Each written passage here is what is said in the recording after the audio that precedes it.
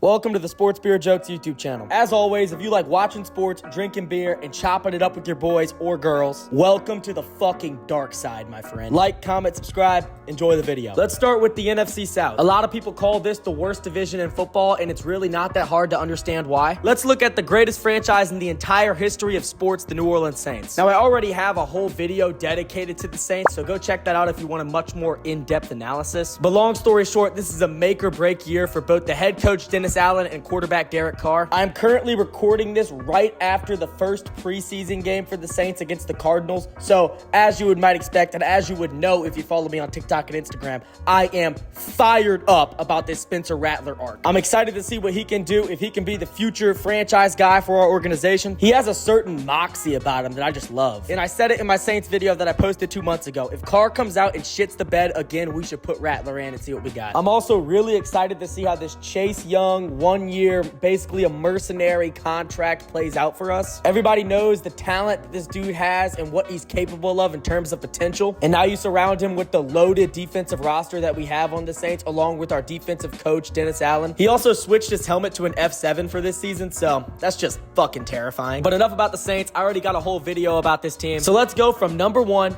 all the way down to number 32 and look at Atlanta with the Falcons. This team has a lot of hype. A lot of people who aren't fans of anyone in the NFC South, they're just NFL fans for other teams, are picking Atlanta to actually win the division. And obviously, I strongly disagree with that, but I do see how someone with little to no ball knowledge would think that if they didn't have any biases. Offensively speaking, they have really good weapons. I'm not going to bullshit you. And now you add in follower of Christ Kirk Cousins to wheel and deal the ball all around the field with these guys. I definitely see the vision. Kirk Cousins has always been a very underrated quarterback in my opinion. People like to act like he's fucking Jimmy Garoppolo or something. Like, no, bruh. He is much more than that. He has a great arm. He's a great quarterback who can push the ball downfield. And he's definitely going into a better situation than he was in Minnesota. Now, I don't know what the fuck they were thinking drafting Michael Penix at 8. Really big Michael Penix fan. I think he's an absolute dog. Just like I think Kirk Cousins is an absolute dog. So I'm pretty much a big fan of their entire quarterback room. But my problem is Michael Penix is already 24. He's a pretty polished player. He's ready to start day one, especially compared to a lot of these other rookie quarterbacks that came in with him. And even though Kirko Chains is definitely over the hump, I still think he's got like 5 years left of his career, man. He's not like completely washed or an old man or an ancient fossil or anything like that. So what, by the time Penix takes over, he's going to be a 30-year-old rookie, first-time starter? I mean, I'm not really surprised. Classic Atlanta. And then on defense, they obviously added Justin Simmons and Matthew Judon, further adding to the hype. Now, if I'm going to keep it all the way 100, Matthew Judon is a really good signing. That's a really good football player, and I already know those red sleeves are going to go so hard in the Falcons unis. So I'll give you that, Atlanta. But I will say this. Justin Simmons, that is Celtic Shaq. And don't say I don't know ball, because I do. And soon the whole world will know the truth about Justin Simmons, as well as know the truth about the Atlanta Falcons as a whole. They obviously have a brand new head coach with Raheem Morris, which I don't really think it can get much worse than Arthur Smith, but I hope they prove me wrong. Overall, the Falcons are definitely on my radar, but I'm not going to sit here and glaze them as much as all these other little TikTok vagina boys have been doing all summer. All right, let's do Tampa Bay Buccaneers now. Not really much to say, kind of a boring team. I mean, they won the division last year, so maybe you could use that to say that they're the favorites, but I wouldn't call them the favorites. Honestly, the thing that I'm most excited for as it pertains to the Buccaneers, besides us, of course, sweeping them and going 2-0 against them, is seeing their creamsicle uniforms, because those things are fucking cold as shit. They have Baker Mayfield, who's a wannabe Spencer Rattler. They went with an offensive lineman in the draft, and they're just kind of mid. Like, they're just there. Just another team for the Saints to beat, I guess. Marshawn Lattimore is going to lock up Mike Evans, of course. All right, Carolina Panthers. So yeah, Bryce Young, really small, tiny, undersized, puny, pathetic, measly. You get the picture. At least that's the narrative, right? I mean, he was the number 1 pick last year, and obviously he did not play good at all. The team was terrible. And of course, he still has time to turn it around, and he had a really bad situation around him last season, so it's not all on him. But I feel pretty safe in saying that he's never going to be CJ Stroud. The Panthers made the wrong pick, and even if I do have to eat my words one day, I never will, because the dude went to Alabama, and now he's on the Panthers, so there's no universe where I'll ever give this guy his flowers no matter what. So fuck that little fun-sized scrub. Now, I am kind of pissed that they got this Xavier Leggett guy, because he just seems like a really likable personality, but now that he's in my division, I have to hate him. They also added Deontay Johnson, and honestly, they really don't have a bad receiving room at all with him,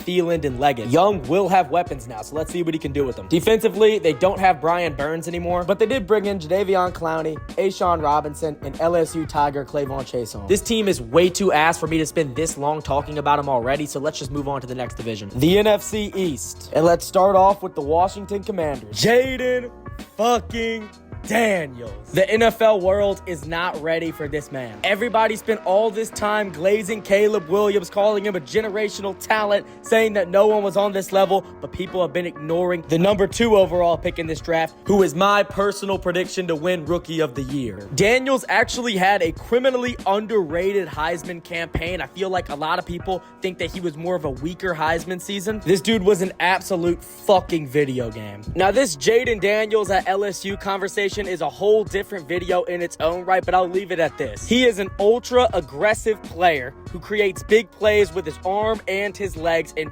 constantly tries to push the ball downfield. And yet, despite this hyper aggressive play style, he never turns the ball over, and he is highly efficient. It's actually weirdly similar to the same reason why Drew Brees' career was so impressive, because despite the insane amount of production, you still get that efficiency that you would expect to see from a game manager or someone who played much more cautiously. The Commanders got an absolute stud, and anyone that thinks that they should have taken Drake May literally has no ball knowledge. So if you hear someone say that, just smack them in the face and walk away and never talk to them again. But their draft actually didn't stop there. I'm actually a really big fan of their entire draft class, top to bottom, particularly that Johnny Newton guy, Mike Sanders still, and Christian McCaffrey's little brother, Luke McCaffrey. Now, Austin Eckler in a Commanders jersey does give off some serious Celtics Shaq vibes, but Dan Quinn has already proven that he can even turn around the Falcons of all teams. So now you give him Jaden Daniels and a nice little core to work with. I'm excited about the Commanders' future. The New York Football Giants. Now, if you're around my age, you remember the man that changed recess football forever. The only guy where people showed up to the games early to watch his warm-up routine. An absolute pioneer for football drip and touchdown celebration. Very few athletes are good enough for their name to become a verb. Obviously, you think of Kobe, you think of Randy Moss, and certainly if you're my age, early 20s, or maybe even a little younger, Odell Beckham immediately comes to mind. So for obvious reasons, I am very excited about Malik Neighbors because I really do believe he is the second coming of Odell Beckham Jr. And I was even saying this before he went to the Giants because the similarities are just uncanny. Highly explosive LSU receiver who thrives in the open field, but can also go up and get jump balls and has tremendous ball skills despite not necessarily being the biggest guy out there. Loves to dance after he scores touchdowns, just has that wide receiver one swag mentality. And now the fact that he's on the Giants, I can't unsee it. Like, he just is OBJ 2.0. And if Jaden doesn't win Rookie of the Year, it's because he finished second to Malik Neighbors. The Philadelphia Eagles. Now look, I'm going to be nice because obviously as a Saints fan, I own the entire Eagles fan base. We just destroy them every single time we play them. They are poverty. But I actually am pretty high on the Eagles. Obviously, they left a really bad taste in every single Eagles fan's mouth by the way they closed out the last season, losing to the fucking Buccaneers of all teams. Can you imagine? But you got to remember, man, they were in the Super Bowl 2 years ago and were a holding call away from probably beating Patrick Mahomes in the Super Bowl. Now, they lost some key pieces, but at the end of the day, they still have Jalen Hurts, who I always am going to love, even though he went to Alabama. That dude's a follower of Christ. He's an absolute stud. He lost to LSU when it matters most, so I don't have that grudge against him. And I think they've had a really great offseason reloading from the pieces that they lost. Cooper DeJean is not a safety. He's just a corner that'll lock down your number one.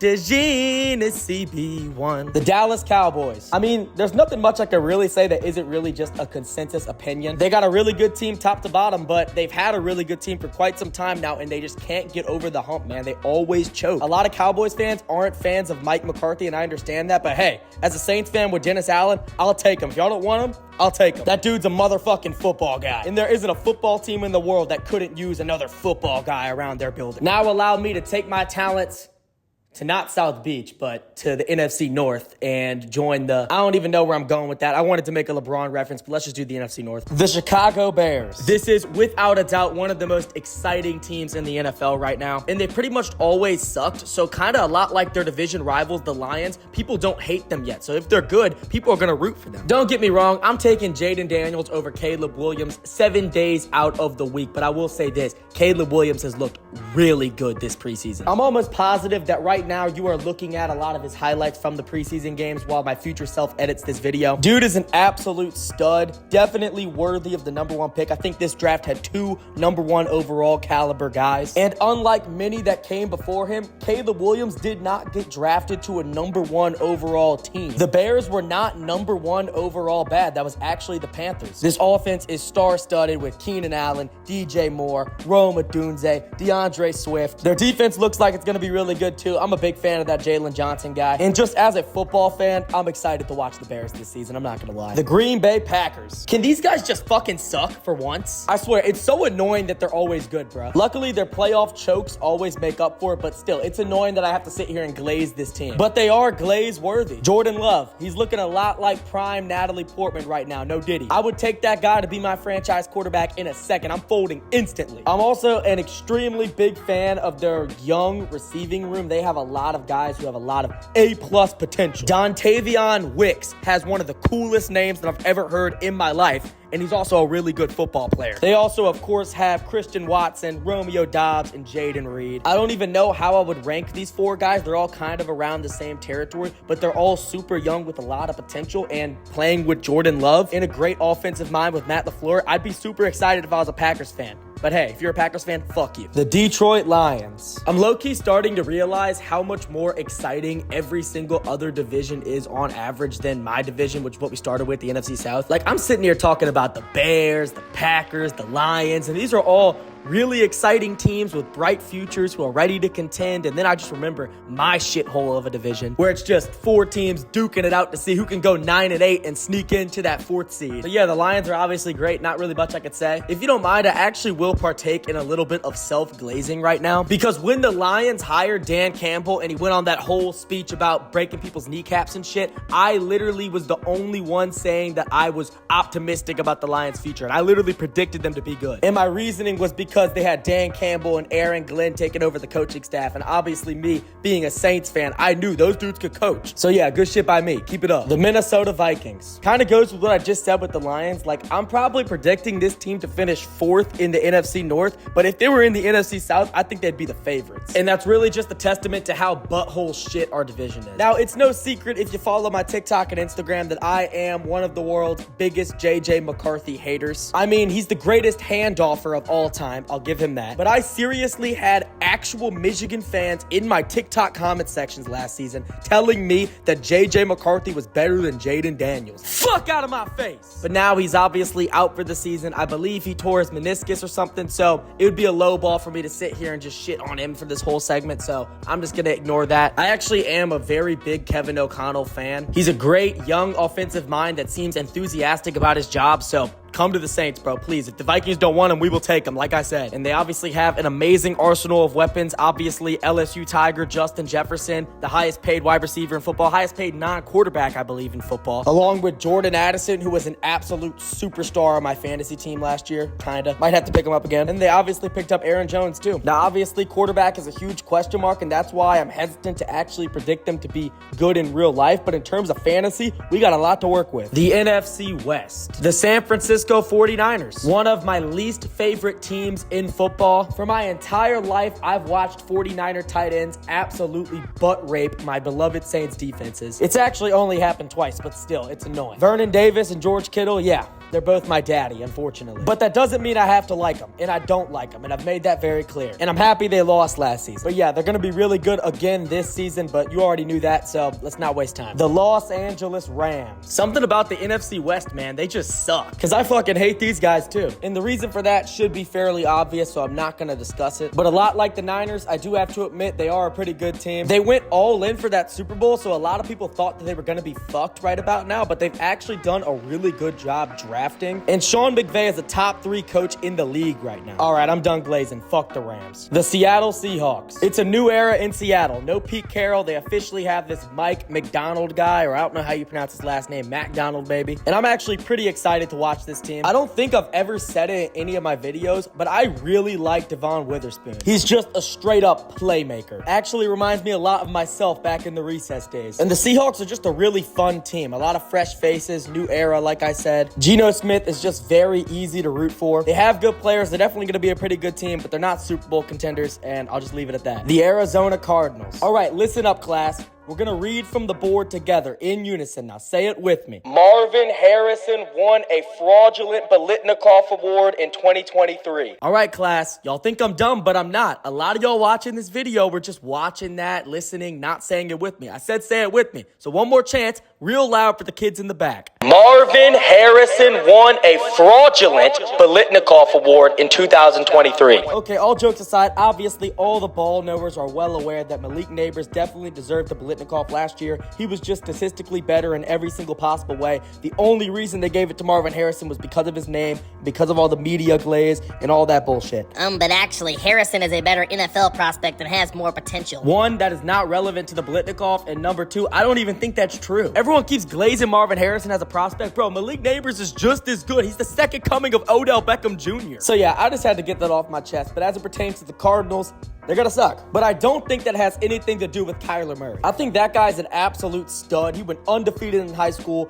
won the Heisman, #1 overall pick in the NFL draft, got drafted in the first round for the MLB, and now he's been nothing but balling out in the NFL. He's just had terrible teams around him. I think that dude gets way too much hate. I don't know why. People say he's a locker room problem. Like, dog, are you in the locker room? How the fuck would you know that? I really hope that eventually Kyler does get a good supporting cast so we can prove all the haters wrong, because I'm rooting for him. Now we're switching conferences over to the AFC West, baby. The Kansas City Chiefs. They're going to be really good. The Denver Broncos. I'm actually a lot higher on the Broncos than most people that I've seen. I truly believe that the longer you give Sean Payton to build your team in his likeness, the better you will become. Sean Payton has always been a QB whisperer. Now he's got his quarterback in Bo Nix. He's had another offseason to bring in guys that are buying what he's selling, and another offseason to really establish that Sean Payton culture in Denver. Sean Payton's a damn good football coach. Don't sleep on the Broncos. Except on October 17th. That shit's back in blood, baby. In the dome. The Los Angeles Chargers. This is another team that I'm really excited to see this season. I was just talking about Sean Payton being a great coach, but Jim Harbaugh is also an absolutely phenomenal coach. And like Sean Payton, his teams also have a very specific identity, albeit a very different identity than that of Sean Payton's teams. Obviously, the Michigan Wolverines, as of late, were a very defense and run game oriented team that was gritty and physical up front. And even if you go back to when I was a little kid who just started watching football when Harbaugh was with the Niners, those were obviously some very defensive teams with Patrick Willis, Navarro Bowman,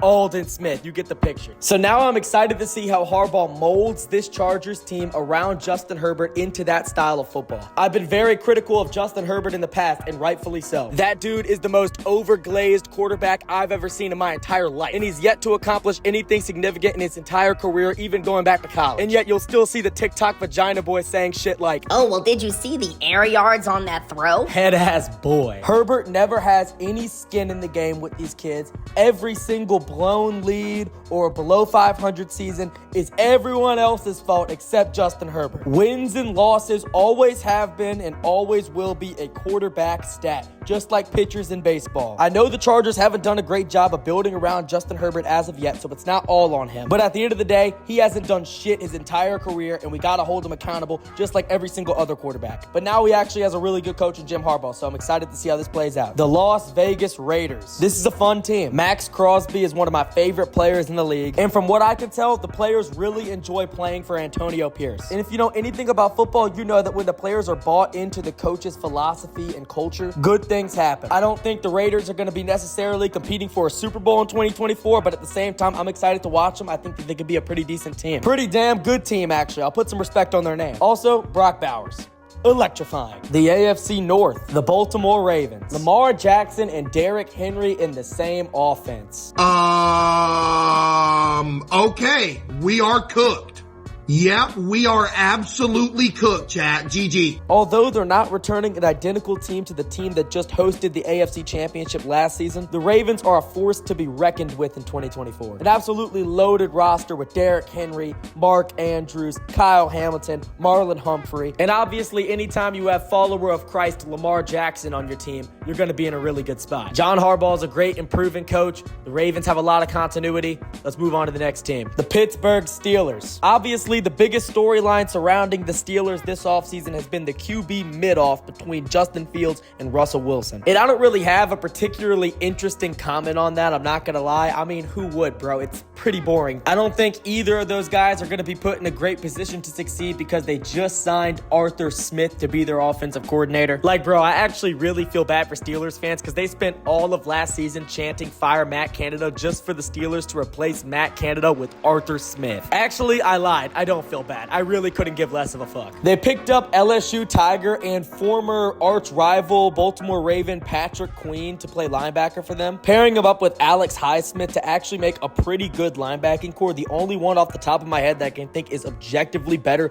than the Steelers is the Saints linebacking core. Overall, this team is a classic Mike Tomlin team. They're gonna go 9-8, so they'll technically be above 500, but you know they're not gonna be contending for a championship. Content with being above average. That's what it means to be a Pittsburgh Steeler. We do not care. The Cleveland Browns. This team has a really good roster, a really good coach. If they stay healthy, they can beat anyone on any given Sunday. I truthfully believe that. They didn't really make any groundbreaking moves this offseason besides, of course, bringing in famous Jameis to be their QB2. That was an amazing social media decision for the Browns, and you gotta assume an amazing locker room decision because who doesn't love Jameis Winston? As far as their QB1's concerned, I'm gonna keep it strictly on the field, but I am curious to see if Deshaun Watson will ever return to his Texans form. Because if so, this team's going to be so elite. The Cincinnati Bengals. Perhaps the storyline that I'm most excited for this season. The return of Burrow. Joe Burrow villain arc. Darth Vader mode activated. I know you see the fucking bleached hair. This dude is Tyler Durden from Fight Club. He is locked in, looking like a straight up Sigma. Cause he is a straight up Sigma. And he is the only true man that could save us from a Patrick Mahomes 3-peat. Last season, I remember all these memes about follower of Christ Lamar Jackson or follower of Christ Brock Purdy. And I'm a huge fan of both those guys. Black hole son. But guess what? The only person who's gonna come and wash away the rain is Joe Shiesty. There's only two people who have beaten Patrick Mahomes in the playoffs. One of them is Tom Brady, and he's gone forever, and the other one is Joe Burrow, who's just entering his prime. We're getting the band back together with Jamar Chase coming back from injury, Joe Burrow coming back from injury. We still got T. Higgins. This team is my pick to win the AFC and face off against the New Orleans Saints in the Super Bowl. Book it now, put a pin in it, and come back in 5 months to tell me how much ball I know. The AFC East. And let's start off with the New York Jets. So this time last year, everybody was fired up about the Jets because they were on Hard Knocks and they just gotten Aaron Rodgers and they had a really good team around them. The only thing that was missing was